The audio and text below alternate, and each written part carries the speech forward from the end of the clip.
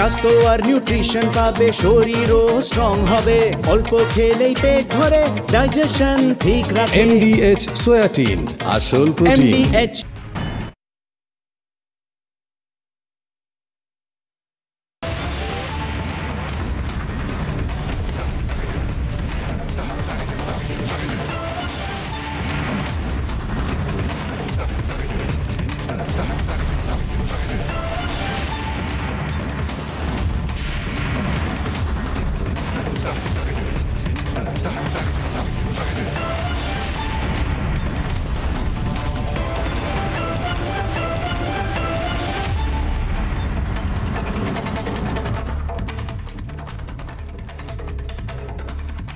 আপনার নিজের দেশের প্রধানমন্ত্রীকে নিয়ে আপনার নিজের রাজ্যের মুখ্যমন্ত্রী সমালোচনা করতেই পারেন, এটা গণতান্ত্রিক অধিকার, এটা আমাদের দেশ এই মৌলিক অধিকারটা আমাদেরকে দিয়েছে। কিন্তু মুখ্যমন্ত্রী মমতা বন্দ্যোপাধ্যায় যে কথাগুলো বলছেন, যে কাজগুলো করছেন, তাতে একটা অস্বস্তি কাজ করছে।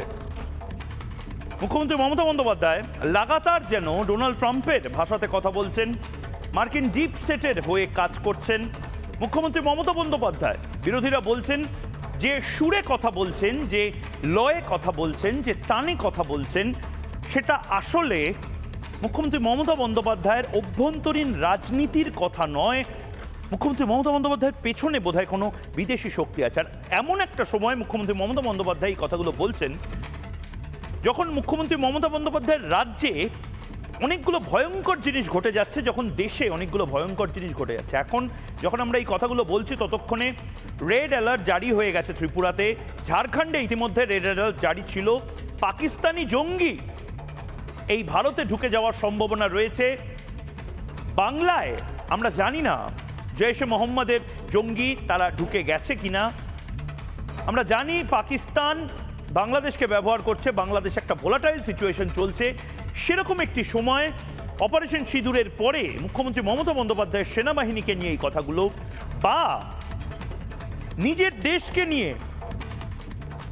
দেশকে নিয়ে যে অপমানজনক কথাবার্তা, আমি তো বলবো অপমানজনক নয়, খুব খারাপ, খুব ভয়ঙ্কর কিছু কথাবার্তা যেটা দেশের সুরক্ষার জন্য বিপজ্জনক হতে পারে, এরকম ভাষায় কথা বলছেন মুখ্যমন্ত্রী মমতা বন্দ্যোপাধ্যায়। আমার তো মনে হচ্ছে মমতা বন্দ্যোপাধ্যায়ের কোনো কম্পালশন আছে। কি কারণে মমতা বন্দ্যোপাধ্যায় এটা বলেছেন একবার শুনুন তো। মমতা বন্দ্যোপাধ্যায় কাল বিধানসভায় দাঁড়িয়ে যে কথাগুলো বললেন।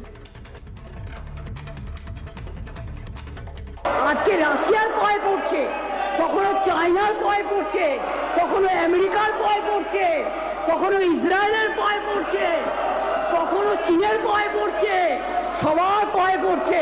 সবার পায়ে মাথা ঠেকতে ঠেকতে দেশটার সম্মান বিক্রি দিয়েছে, দেশটার মর্যাদা বিক্রি দিয়েছে, দেশটাকে বিক্রি করে দিচ্ছে।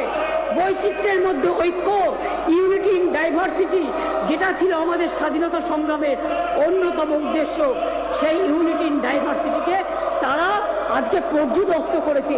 এরা কি দেশ চালাবে? এরা কি দেশ চালাবে? মমতা বন্দ্যোপাধ্যায় যে কথাগুলো বললেন সেই কথাগুলো ডোনাল্ড ট্রাম্প বললে মানায়। মমতা বন্দ্যোপাধ্যায় যে কথাগুলো বললেন মোহাম্মদ ইউনুস বললে মানায়। মমতা বন্দ্যোপাধ্যায় যে কথাগুলো বললেন আসিম মুনির, পাকিস্তানের আসিম মুনির বা শাহবাজ শরীফ প্রধানমন্ত্রী বললে মানায়। মমতা বন্দ্যোপাধ্যায় তো পাকিস্তানি নন, মমতা বন্দ্যোপাধ্যায় তো বাংলাদেশি বা আমেরিকান নন। আমেরিকান রাজনীতিবিদরা এই কথাগুলো বললে মানায়। কিন্তু নিজের দেশের প্রধানমন্ত্রীকে নিয়ে, নিজের দেশকে নিয়ে এরকম অপমানজনক কথা কেন বলছেন মমতা বন্দ্যোপাধ্যায়? এবং এটা কিন্তু একটু বেশি বলছেন, খুব বেশি।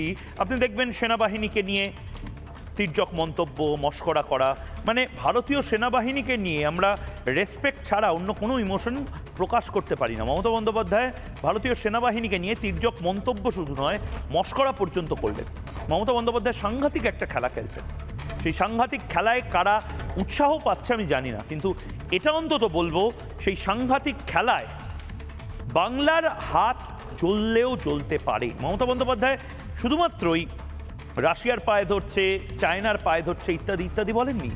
মমতা বন্দ্যোপাধ্যায় বলছেন 200 জন সেনাবাহিনী, ভারতীয় সেনাবাহিনী মমতা বন্দ্যোপাধ্যায়কে দেখে পালিয়ে গেছেন। মানে এটা কোনো এক্সেপশন হতে পারে না। মমতা বন্দ্যোপাধ্যায় একটা মেথডে কাজ করছেন যেন। এবং সেই মেথডের পেছনে যেন কোনো বিদেশি শক্তি আছে মনে হচ্ছে, অনুমান করা হচ্ছে। বিরোধীরা এই অনুমানটা করছেন এবং এই অনুমানটা সত্যি কিনা আমি তারই উত্তর খুঁজছি, তারই জবাব বাংলা চাইছে। মমতা বন্দ্যোপাধ্যায় 200 জন সেনাবাহিনী পালিয়ে গেল আমাকে দেখে, একবার শুনুন কি বলেছিলেন মমতা বন্দ্যোপাধ্যায়। আমি যখন এখানে আসছিলাম আপনারা অনেকে ছবিও পেয়েছেন, প্রায় 200-র মতো আর্মি তারা আমাকে দেখে ছুটে পালাচ্ছিল। আমি বললাম, why you are running away? You are my friend. We are proud of you. It is not, এটা আপনাদের দোষ নয়, আপনারা বিজেপির কথায় করেছেন।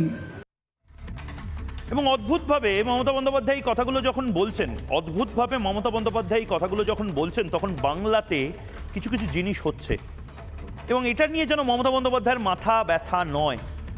মমতা বন্দ্যোপাধ্যায়ের মাথাই ব্যথা নেই কোচবিহারে পাকিস্তানি নোট কিভাবে আসছে এটা নিয়ে।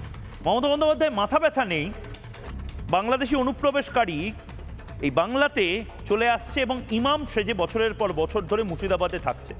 মেখলিগঞ্জ, যেটা একেবারে বাংলাদেশের লালমনিরহাট থেকে 95 কিলোমিটার দূরে, সেই লালমনিরহাট হয়ে জৈশে মোহাম্মদের জঙ্গিরা বাংলায় ঢুকছে কিনা মমতা বন্দ্যোপাধ্যায়ের বোধহয় কোনো ইন্টারেস্ট নেই। মমতা বন্দ্যোপাধ্যায় একদম টার্গেট করে নিয়েছেন ভারত রাষ্ট্রের বা ইন্ডিয়ান সিস্টেমের যা কিছু আছে তাকে বদনাম করতে হবে। সিবিআই ইডিকে বদনাম করা হয়ে গেছে, এনআইএকে বদনাম করা হয়ে গেছে, ভারতের কোর্ট, ভারতের ইলেকশন কমিশন সমস্ত কিছুকে দাগিয়ে দেওয়া হয়ে গেছে। এখন মমতা বন্দ্যোপাধ্যায়ের প্রাইমারি টার্গেট যেন ভারতীয় সেনাবাহিনীকে এমন একটা জায়গায় নিয়ে যাওয়া যাতে কাশ্মীরের মতন ভারতীয় সেনাবাহিনীকে দেখলে বাংলার মানুষ খেপে যায়, পাথর ছোড়ে, ইত্যাদি ইত্যাদি। একদম সেম টুলকিট, কাশ্মীরের মতন টুলকিট। আমি কেন বলছি? তার দুটো কারণ আছে, কিন্তু দুটো প্রশ্নও আছে। আমি দুটো প্রশ্ন, প্রথমে ময়ূকের প্রশ্ন এই মুহূর্তে আপনাদের দেখাবো এবং তারপর আসবো সেই ভয়ঙ্কর ব্রেকিং নিউজে কোচবিহারে, যেটা নিয়ে আমরা তোলপাড় পড়ে যেতে দেখেছি গোটা বাংলাতে। দুটো প্রশ্ন, মমতা বিদেশি শক্তির কথায় চলছেন, মমতা বন্দ্যোপাধ্যায় বিদেশি শক্তির কথায় চলছেন। এবং দ্বিতীয় প্রশ্ন, ভিতর থেকে ভারতকে দুর্বল করার চেষ্টা এবং সেই চেষ্টার একজন শরিক হয়ে যাচ্ছেন মমতা বন্দ্যোপাধ্যায়। মমতা বন্দ্যোপাধ্যায়ের কথাবার্তা, এতদিনের সিনিয়র একজন পলিটিশিয়ান, এত সিনিয়র পলিটিশিয়ান মমতা বন্দ্যোপাধ্যায় কিন্তু এমনি এমনি কোনো কিছু বলেন না। দেয়ার ইজ আ মেথড, অবশ্যই কোনো মেথড আছে এবং সেই মেথডটা কি আমরা জানি না, আমরা জানতে চাই।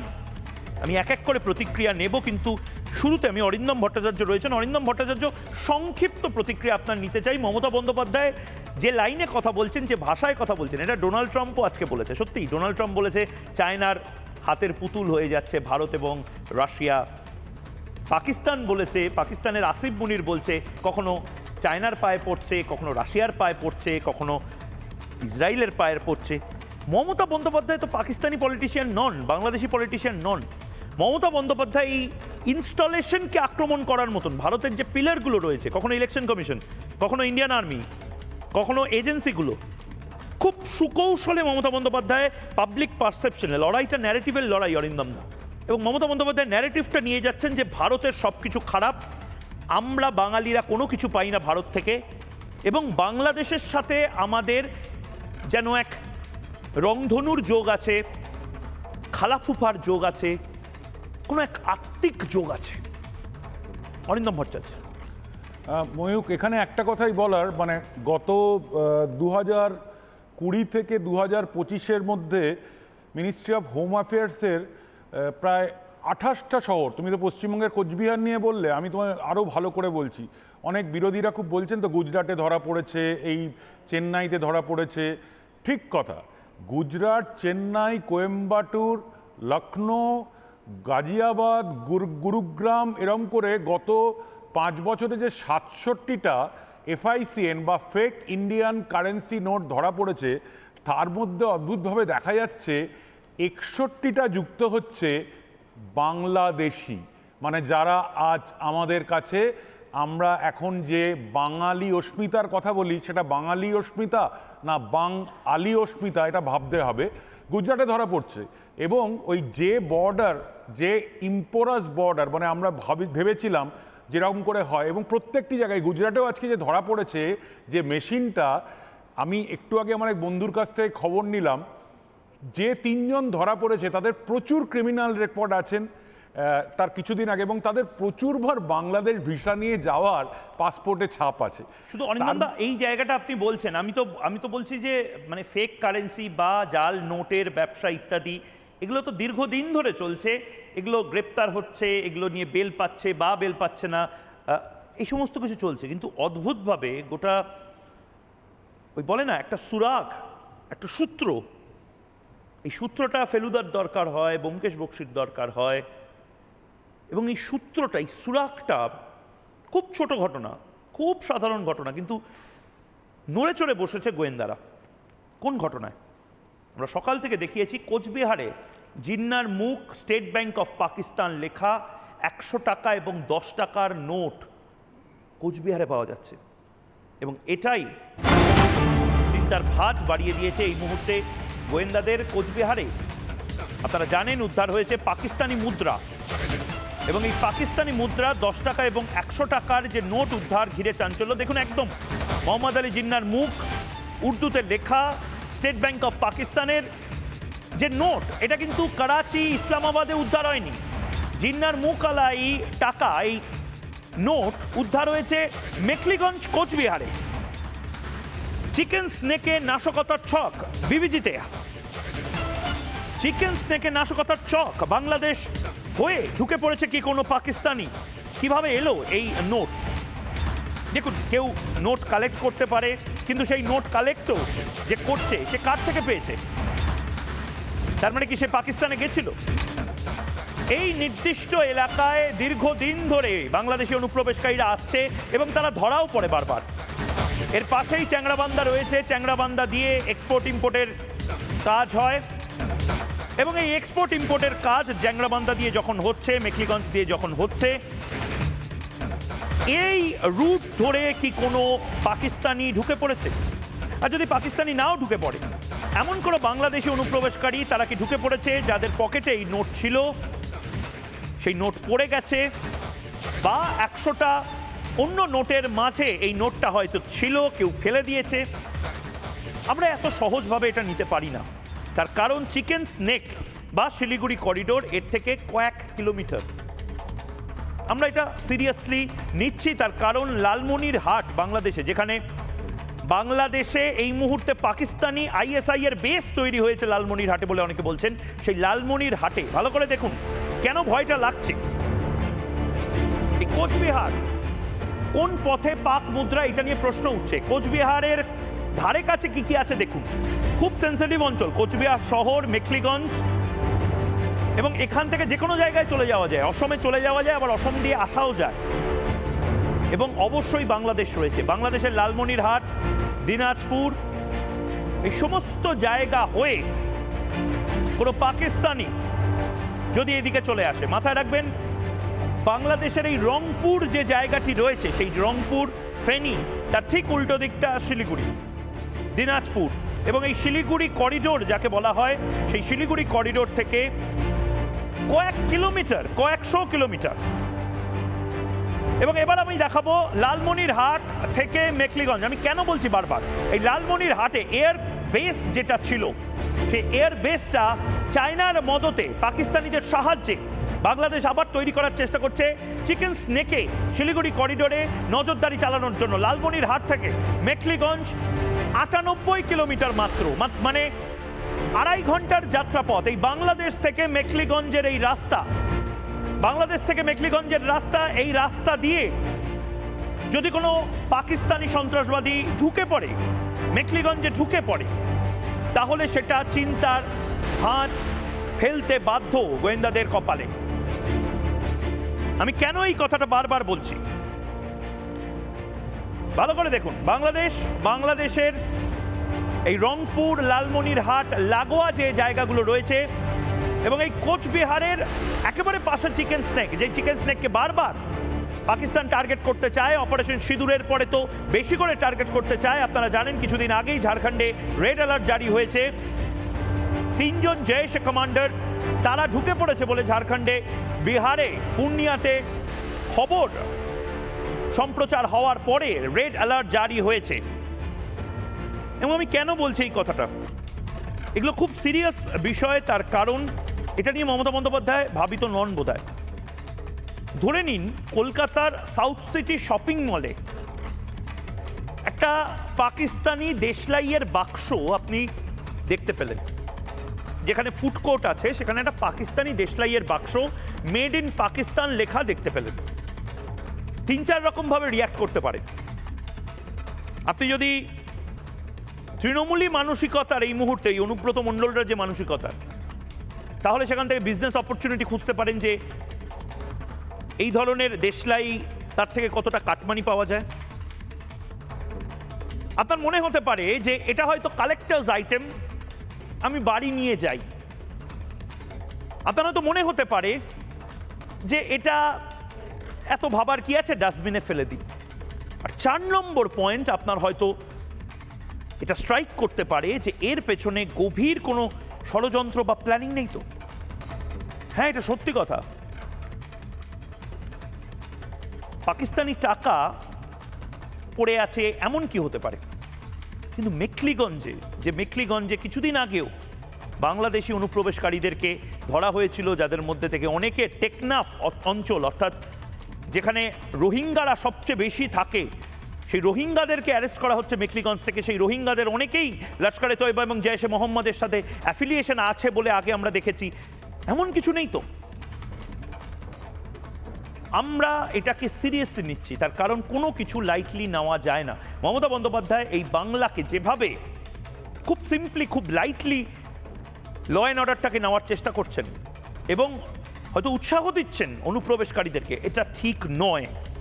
এবং এটা ঠিক নয় বলেই যারা গোয়েন্দারা আছেন তাদের কপালে ভাঁজ পড়ছে। আমি অরিত্র এবং নজরুল ইসলাম সাহেবের কাছে যাওয়ার আগে কেন গোয়েন্দাদের কপালে ভাঁজ পড়ছে, এই লালমনির হাট মাথায় রাখুন, লালমনির হাট বা ওপারে চ্যাংড়াবান্ধার ওপারটা বাংলাদেশ সাইডে, সেখান থেকে মেখলিগঞ্জে আসতে বা যে 3 বিঘা করিডোর রয়েছে সেখান দিয়ে ভারতে প্রবেশ করতে বেশিক্ষণ সময় লাগে না। আমার ভয়টা এই কারণে লাগছে যে এখন পাকিস্তান বাংলাদেশ ডিরেক্ট ফ্লাইট চালু করে দেওয়া হয়েছে। এখন প্রতি সপ্তাহে একটা করে পাকিস্তানের জাহাজ, যেটা আমরা চিৎকার করেছিলাম, যেটা আমরা বারবার বলেছিলাম, পেঁয়াজের জাহাজ বলে বলে অস্ত্রের জাহাজ এই মুহূর্তে নিয়ে আসা হচ্ছে পাকিস্তান থেকে, করাচি থেকে, ইসলামাবাদ থেকে। এখন ঢাকা বা চট্টগ্রামে আসা খুব সহজ হয়ে গেছে। আইএসআই মোহাম্মদ ইউনুসের নেতৃত্বে যে সরকারটা চলছে, মাফ করবেন, মেরুদণ্ডহীন মোহাম্মদ ইউনুসের নেতৃত্বে যে সরকারটা চলছে, তাদের আমলে অত্যন্ত সহজলভ্য হয়ে গেছে পাকিস্তানিদের কন্ট্যাক্ট করা এবং এপারে চলে আসা। এবং আজ না হয় কাল শিলিগুড়ি করিডোর আমাদের একটু বেশি ভাবতে হবে। এই জায়গাটা তৈরি হচ্ছে কেন? চিন্তার ভাঁজ, গোয়েন্দাদের কপালে চিন্তার ভাঁজ। একবার দেখে নেব ফুল ফ্রেম গ্রাফিক্স, দেখে নিই। এই মুহূর্তে অনেকগুলো ক্রোনোলজিক্যাল ঘটনা ঘটেছে। 2024 জানুয়ারিতে চ্যাংড়াবান্ধায় গরু পাচারকারী গ্রেপ্তার এবং তার থেকে বাংলাদেশের হ্যান্ডলারের নাম্বার পাওয়া যায়। কেন্দ্রীয় গোয়েন্দা যারা রয়েছেন তারা বলছেন চ্যাংড়াবান্ধার লরিতে লুকিয়েছিল অনুপ্রবেশকারী, তাকে গ্রেপ্তার করা হয়। আবার ফেব্রুয়ারি 2024 চ্যাংড়াবান্ধায় গ্রেপ্তার হয় বাংলাদেশি পরিবার, তাদেরকে আবার পুশব্যাক করা হয়। মার্চ 2025 5 জন বাংলাদেশি, তাদেরকে সীমান্তে ধরা হয়। মে 2025 মেখলিগঞ্জে ঢুকে বেলডাঙ্গার ইমাম সেলিম, যেটা সবচেয়ে ভয়ের কারণ, এই সেলিমের সাথে রোহিঙ্গা যোগ। জুন 2025 কোচবিহারে আত্মসমর্পণ করে বাংলাদেশিরা এবং এই বাংলাদেশিরা যে পালিয়ে এসেছে তাদেরকে আবার পুশব্যাক করা হয়। জুন 2025 মাথাভাঙায় আটক বাংলাদেশি এবং এখন সেপ্টেম্বর 2025 বাংলাদেশে মোহাম্মদ আলী জিন্নার মুখ আলা পাকিস্তানি যে নোট, সেই নোট মেখলিগঞ্জে ঢুকেছে কিনা আমরা জানি না, কোথা থেকে এলো এই টাকা আমরা জানি না, কিন্তু এটা যথেষ্ট চিন্তার কারণ হতে পারে। নজরুল ইসলাম সাহেব, আপনি দীর্ঘদিন ধরে বিভিন্ন জেলাতে এবং অবশ্যই মুর্শিদাবাদের মতন সেন্সিটিভ জায়গাতে কাজ করেছেন, কর্মরত ছিলেন। এই জায়গাগুলো নতুন নয়, এখান দিয়ে যে অসামাজিক কাজ হয় সেটাও নতুন নয়। ভয় হচ্ছে যেভাবে পাকিস্তানিরা উঠে পড়ে লেগেছে এবং অপারেশন সিঁদুরের পরে যেভাবে পাকিস্তানি হ্যান্ডলারদেরকে বিভিন্ন সময় ট্রেস করা হচ্ছে, রেড অ্যালার্ট জারি হচ্ছে, মমতা বন্দ্যোপাধ্যায় বড্ড বেশি তার প্রশাসনকে বোধহয় ক্যাজুয়াল রেখে দিয়েছেন। এগুলো নিয়ে যেন চিন্তা নেই, ভাবনা নেই, সমস্ত চিন্তা হলো ভারতীয় সেনাবাহিনীকে কি করে তের্যক মন্তব্য করা যায়। নজরুল ইসলাম সাহেব, দেখুন, যেটা জানা গিয়েছে 10 টাকার এবং 100 টাকার দুটো নোট প্রফুল্ল রায় বলে একজন দোকানদার কুড়িয়ে পান। তিনি সেটা থানায় জমা দিয়েছেন, সেটা নিয়ে পুলিশ তদন্ত শুরু করেছে। এবং আর একটা জিনিস জানা গিয়েছে যে আপনিও চ্যাংড়াবান্ধার কথা বললেন, যে সেখান থেকে আমদানি রপ্তানি হয়, স্বাভাবিকভাবে সেখানে যে কারেন্সি এক্সচেঞ্জের জন্য ডিলাররা আছেন, কিন্তু সেখানকার ডিলাররা বলেছেন যে আমরা পাকিস্তানি কোনো কারেন্সির এক্সচেঞ্জ করি না, দিও না, নিও না। তো তাহলে এটা যে কোনো পর্যটক গিয়েছিলেন বা এসেছেন ও রাস্তা দিয়ে চ্যাংড়াবান্ধার এক্সচেঞ্জ করেছেন, এরকম সম্ভাবনা নেই। তাহলে একমাত্র হতে পারে যে কেউ অনুপ্রবেশ করেছেন, অতএব তার কাছে এই টাকাটা ছিল, অথবা যে স্মাগলার, সাধারণভাবে যারা ওখানে স্মাগলিং করেন, তাদের কাছে এই টাকাটা ছিল। এ দেশে আসার পর মনে হয়েছে যে এই টাকা রাখা বিপজ্জনক, এবং এর টাকার দামও খুব কম। এটা বোধহয় জানেন আপনি, যে আমাদের 1 টাকা, পাকিস্তানের 1 টাকা দিলে আমাদের এখানে মানে এটার ভ্যালুয়েশন ইন্ডিয়াতে কিছু নেই। অতএব 10 টাকা যদি না কেউ কালেক্ট করে বা এটা কারোর পকেট থেকে পড়ে যায় বা কোনো একটা বড় প্ল্যানিং এর অংশ থাকে। অনেকে বলছেন এই মুহূর্তে গোয়েন্দা সূত্রে আমার কাছে যে খবর আসছে, এটার হাওয়ালারও একটা কানেকশন থাকলেও থাকতে পারে। না, সব থেকে বেশি কারো কাছে যে কোনোভাবে এসেছিল সে টাকাটা নিয়ে আসুন, অথবা তার কাছে অন্যভাবে পৌঁছাক, কিন্তু সে এটা বুঝেছে যে এটা রাখা বিপজ্জনক, এবং এই টাকার দামও বেশি নয়। যেমন 100 টাকার নোট মানে আমাদের এখানে দিলে ও চেঞ্জ করলে 31 টাকা পাবে, তারও বা কিছু ফিস নেবে চেঞ্জ করার জন্য, অতএব সে ফেলে দিয়েছে, এটা বলেই আমার মনে হয়। মানে নজরুল সাহেব, এটা কি হতে পারে যে কোনো বাংলাদেশি অনুপ্রবেশকারীরা যে এপারে আসার চেষ্টা করছে, এবং এই কোচবিহারের চ্যাংড়াবান্ধা হোক বা মেখলিগঞ্জ হয়ে হোক তারা আসার চেষ্টা করছে, এটা হতে পারে। কিন্তু ভয়ের ব্যাপার যেটা আমার বারবার যেটা টেনশন হচ্ছে, এই বাংলাদেশি সে এমন কোনো অ্যাসাইনমেন্টে ছিল কিনা যেখানে তাকে পাকিস্তানে হয়তো যেতে হয়েছে, তার পকেটে বা কোটে, আমাদেরও অনেক সময় অনেক বাসের টিকিট হয়তো প্যান্টের পকেটে থেকে যায়, বা কোটে হয়তো দীর্ঘদিন পুরনো কোনো কাগজ, হয়তো এই মুহূর্তে আমার পকেটেও এই মুহূর্তে একটা সাদা কাগজ আমি দেখতে পাচ্ছি, পকেটে হাত দিলেই হয়তো কাগজ বা একটা দুটো নোট হয়তো, পয়সা হয়তো থেকে যেতে পারে। এই যে অনুপ্রবেশকারী যদি ধরে নিই, সে যদি বাংলাদেশি হয় তাকে তো পুশব্যাক করা হবে ইত্যাদি ইত্যাদি, কিন্তু এই বাংলাদেশি যদি পাকিস্তানি কোনো হ্যান্ডলারের সাথে যোগাযোগ রেখে পাকিস্তানে গিয়ে বা পাকিস্তানি নোট নিয়ে ডিলিং করার পরে এপারে চলে আসে, এবং তারপর তার হয়তো মনে হতে পারে যে এই নোটটা তার পকেটে ছিল, সে ফেলে দিয়েছে, মুঠো করে ফেলে দিয়েছে, কারণ নোটটা দেখেই মনে হচ্ছে, আমি সেই ছবিটাও বলবো যে একদম মুচড়ি করে ফেলে দেওয়া যাকে বলে, এটাও তো সম্ভাবনা থাকতে পারে। দেখুন, ফেলে দেওয়া সেটা যদি কোনো গোপন জায়গায় ফেলতো, কোনো জলে ফেলে দিত, কি জঙ্গলে ফেলে দিত, তাহলে এত সহজে পাওয়া যেত না। ঠিক, এটা একটা দিক। আর একটা দিক আছে যে সে লোকটা যদি সাধারণ বাংলাদেশের অনুপ্রবেশকারী বা স্মাগলার হতো, তার কাছে পাকিস্তানের নোট থাকার কথা নয়। অতএব যার সঙ্গে এটা আসুক, তার সঙ্গে পাকিস্তানে যাওয়া আসার বা ব্যবসার বা আপনার হ্যান্ডলিং কিছু পাকিস্তানের কোনো কানেকশান থাকবে। এবং আমাদের যেটা চিন্তা ভাবনার কারণ, যে এই নোটটা ওখানে কিভাবে আসলো, এবং যদি কোনো লোক নিয়ে আসে তাহলে সেই লোকটি কি জন্য এসেছেন, সে তো এখানে তীর্থ করতে আসেনি, আপনি কিছু খারাপ কাজ করবে। এত সিনিয়র একজন অফিসার, এত দিনকার আপনার এক্সপিরিয়েন্স, আপনারও এটা মনে হচ্ছে, আর মমতা বন্দ্যোপাধ্যায় মাননীয় মুখ্যমন্ত্রী, তার মনে হচ্ছে না, বা রাজ্য পুলিশের মনে হচ্ছে না, মানে এটা যেন ভাবনার বিষয় নয়, মমতা বন্দ্যোপাধ্যায়ের প্রায়োরিটিগুলো যেন অন্য হয়ে যাচ্ছে।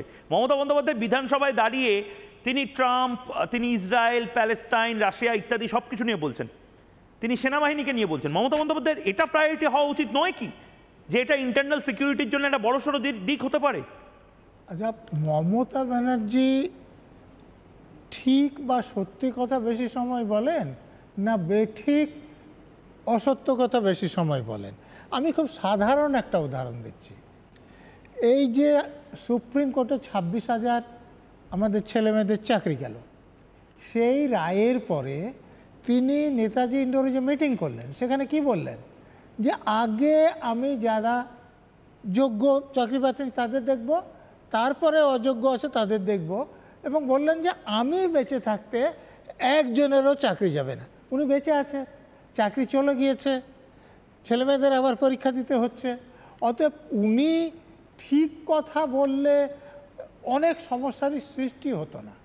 উনি এটা পরিকল্পনা মাফিক বলেন না উনি ঠিক কথা বা সত্যি কথা বলতেই পারেন না, সেটা নিয়ে আলোচনা হতে পারে, কিন্তু ঠিক কথা উনি খুব কম সময়। বেশ, আমি আরেকবার পিসিআরকে বলবো, লালমনিরহাটের যে ম্যাপ, আমি কেন বলছি, যেখানে এই পাকিস্তানি টাকা বা পাকিস্তানি নোটটা মুদ্রাতে পাওয়া গেছে, সেটা কিন্তু একটা ভয়ঙ্কর সেন্সিটিভ অঞ্চল।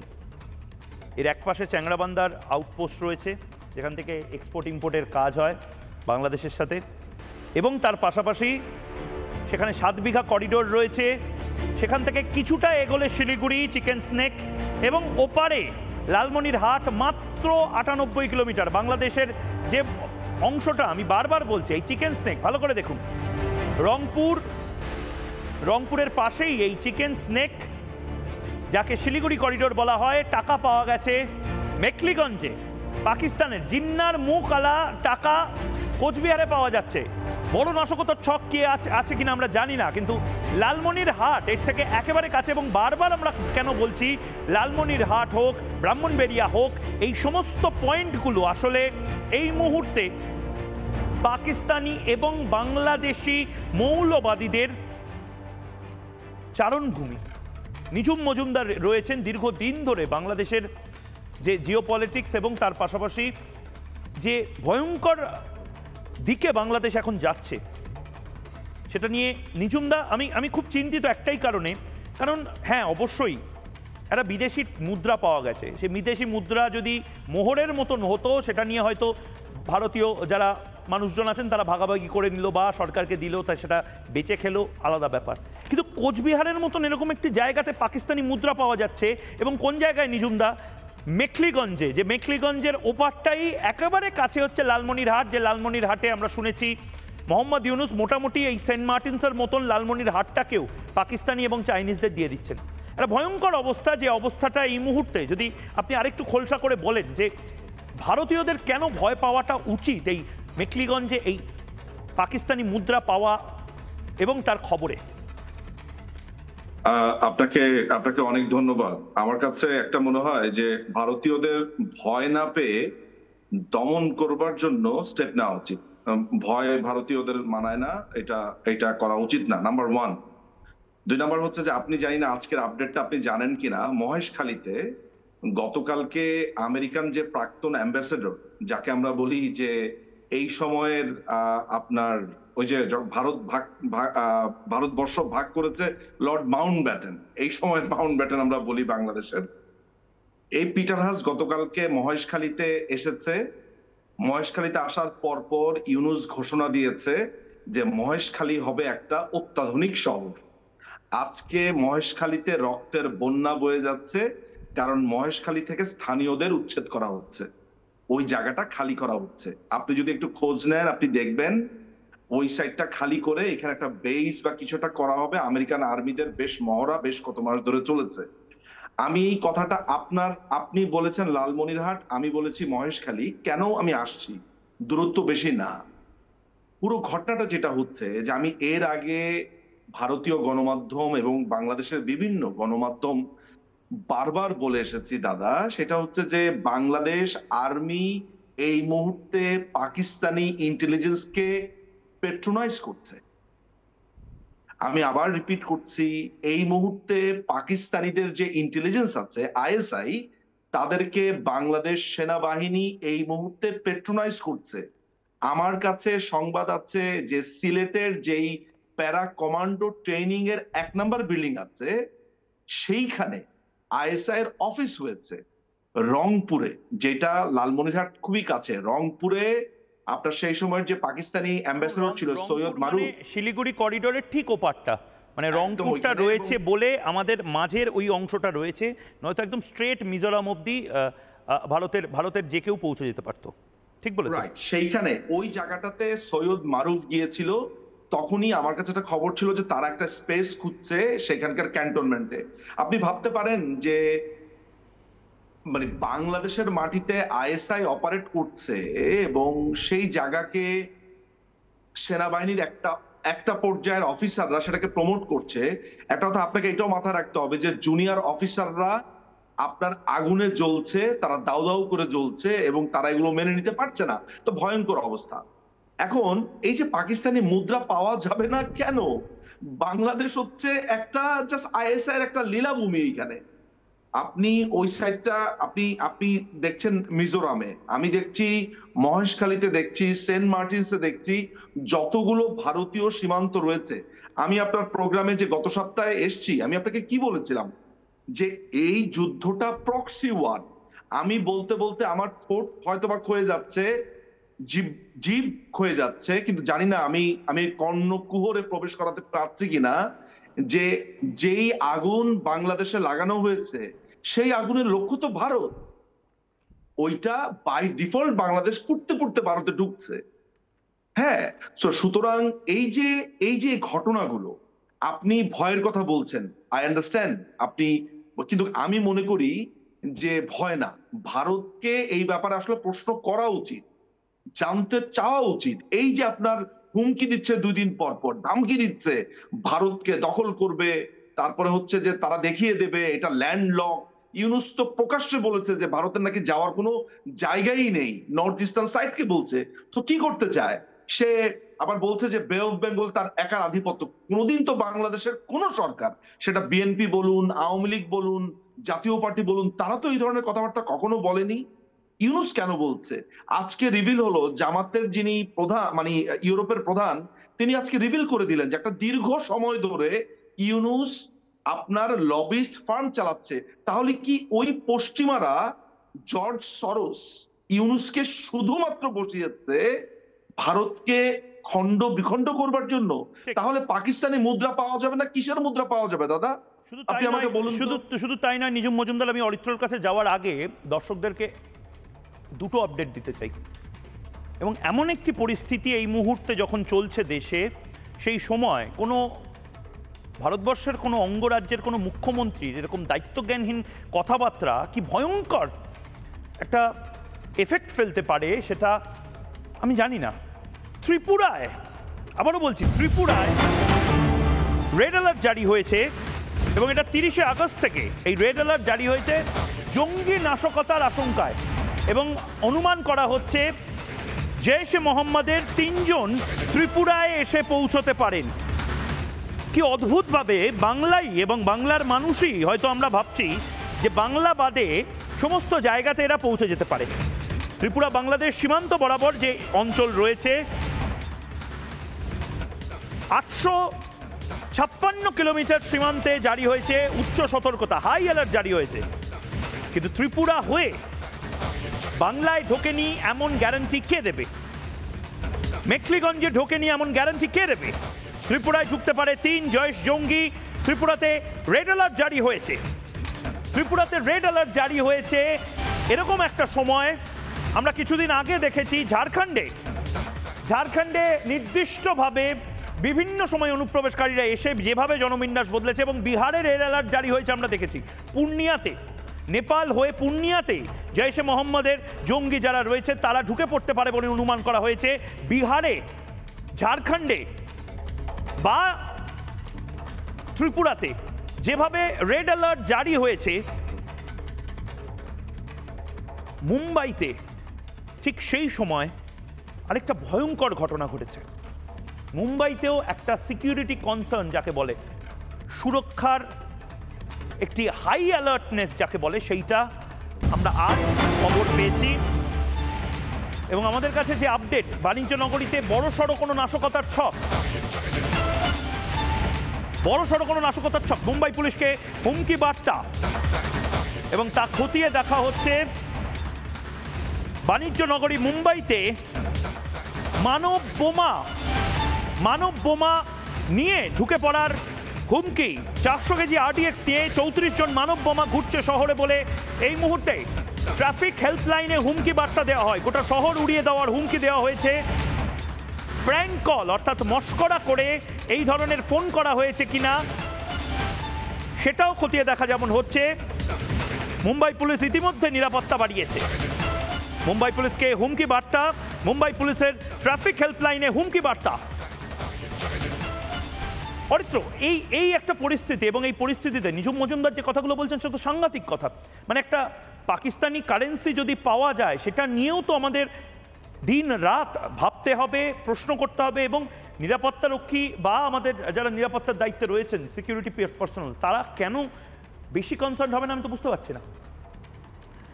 দেখুন, মমতা বন্দ্যোপাধ্যায় এই চক্রান্তের সাথে জড়িত নাকি মমতা বন্দ্যোপাধ্যায় নিজের অজান্তে এই চক্রান্তে জড়িয়ে পড়ছেন সেটা আমাদেরকে একটু তলিয়ে ভাবতে হবে। দেখুন, আমি এই ঘটনাটাকে বা বিধানসভায় উনি যে ধরনের আচরণ করেছেন, যা যা বলেছেন, আমি এই নির্দিষ্ট ঘটনাটাকে বিচ্ছিন্নভাবে দেখতে চাইছি না। আমি দেখতে চাইছি একটা উঁচু ভিশন থেকে, মানে অনেকগুলো জিনিসকে একসাথে জুড়ে আমি যদি দেখি তাহলে আমি দেখব যে এই তৃণমূল কংগ্রেস নামক দলটি লাভলি খাতুনের মতো একজন বাংলাদেশিকে প্রার্থী করেছে।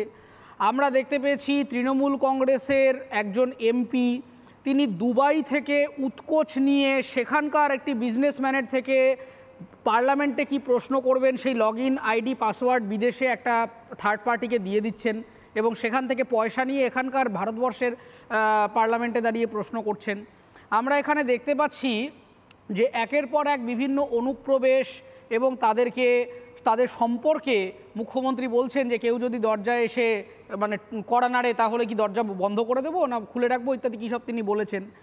তারপরে তিনি বলছেন যে SIR হতে দেব না। তারপরে তিনি এরকম একটা কথা বলছেন যে যারা দাগি শিক্ষক তাদেরকে আমরা স্পেশাল কিছু বেনিফিট দেওয়া যায় কিনা গ্রুপ সি গ্রুপ ডিতে। এই গোটা ব্যাপারটাকে যদি মেলাই তাহলে দেখা যাবে যে একটা সিস্টেমেটিক অ্যাপ্রোচে ক্রমাগত ভারতবর্ষের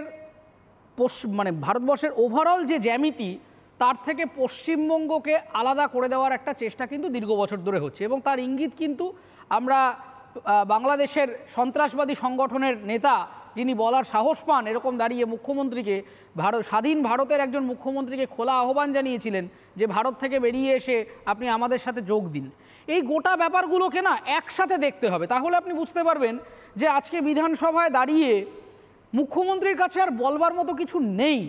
তার কারণ তিনি শিক্ষা ব্যবস্থাটাকে ডুবিয়েছেন, তিনি এমন একটা জায়গায় এডুকেশন সিস্টেমকে নিয়ে গেছেন যে মানুষজনের মধ্যে এইটা নিয়ে ভাবার প্রশ্নটাই করার জায়গা নেই, কারণ মানুষের কাছে সেই তথ্য নেই, সেই অর্থ নেই। আর আরেকটা বড় জায়গা আপনারা মিস করে যাচ্ছেন যে বাংলা থেকে বিরাট অঙ্কের বাংলার নিজস্ব ভূমিপুত্র বা ভূমিকন্যারা তারা কিন্তু বাংলার বাইরে বেরিয়ে যাচ্ছে। বহু জায়গাতে আপনি গিয়ে দেখুন প্রবীণারা রয়েছেন, নতুন প্রজন্মের ছেলেমেয়েরা চলে যাচ্ছে, ফলে প্রবীণারা যখন মারা যাচ্ছেন তখন অধিকাংশ জায়গায় বাড়িগুলো ফাঁকা হয়ে থাকছে। এই সংখ্যাটা ক্রমাগত বাড়ছে। পরিযায়ী শ্রমিক, সমস্ত ধরনের পরিযায়ী শ্রমিক, সেটা বিভিন্ন গ্রুপের, বিভিন্ন ক্লাসের, বিভিন্ন শ্রেণীর মানুষ তারা বাংলা ছেড়ে বেরিয়ে যাচ্ছেন। এইখানে যে ফাঁকা জায়গাটা তৈরি হচ্ছে সেই জায়গায় অনুপ্রবেশকারী ঢুকিয়ে আমাদের ভূমিপুত্র ভূমিকন্যাদেরকে সংখ্যালঘু তৈরি করে কোনোভাবে আক্রমণ করার চেষ্টা কিনা ধর্মীয়ভাবে জাতিভাবে।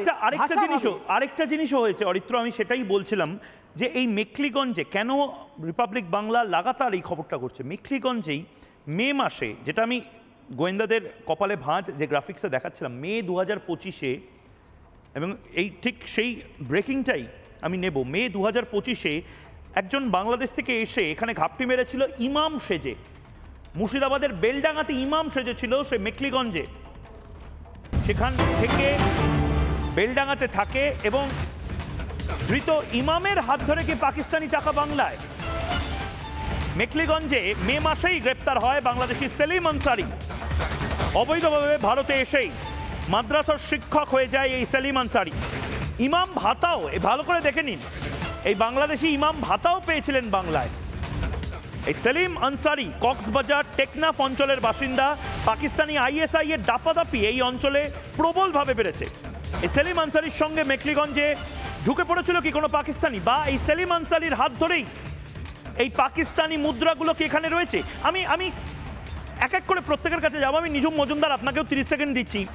নিজুম মজুমদার, এই সেলিম আনসারি, আমরা যা সূত্রের খবর পাচ্ছি, সেলিম আনসারি ছিলেন কক্সবাজারের এই টেকনাফ অঞ্চলের বাসিন্দা এবং রোহিঙ্গাদের সাথে যোগ ছিল, যাকে গ্রেপ্তার করা হয়।